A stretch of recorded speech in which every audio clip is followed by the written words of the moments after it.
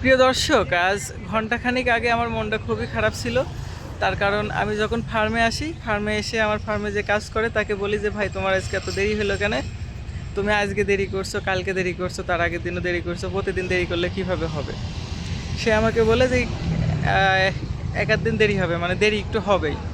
আমি ওকে বলি দেরি হবে ঠিক আছে, তাই বলে কি 40 মিনিট, 44 মিনিট, 20 মিনিট, 25 মিনিট এরকম লেট হবে প্রতিদিন? আপনার হয়তো বা কোনো দিন 5-10 মিনিট লেট হতে পারে, এটা মানা যায়। তাই বলে কি 40 মিনিট লেট হলে মানা যায়?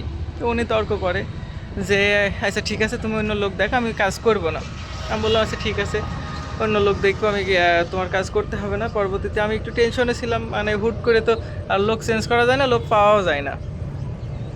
পরবর্তীতে ওনার বাসায় কথা বলি, বলার পরে উনি ওনার ভুলটা বুঝতে পারে। পরবর্তীতে উনি এখন কাজ করবে।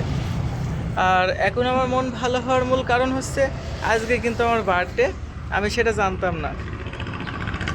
এক ওষুধ কোম্পানির বড় ভাই আর কি, সে আমার জন্ম তারিখ জানতে চেয়েলো। আমি তাকে বললাম যে আমার হচ্ছে 11ই আগস্ট জন্ম।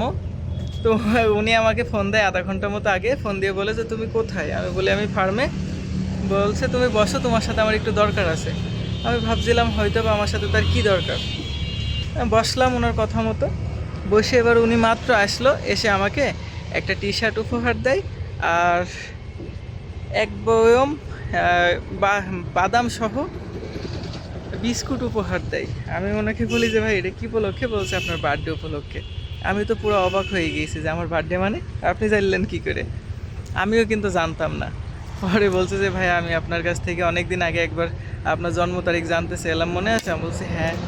বলছে ওই আপনার জন্ম তারিখ আমাদের অফিসে পাঠিয়েছি, অফিস থেকে আপনার নামে পার্সেল চলে এসে আপনার এখন নেওয়া লাগবে। তো আমি খুবই খুশি। আপনারা সবাই দোয়া করবেন আমার জন্য এবং ওই বড় ভাইয়ের জন্য। আল্লাহ হাফেজ।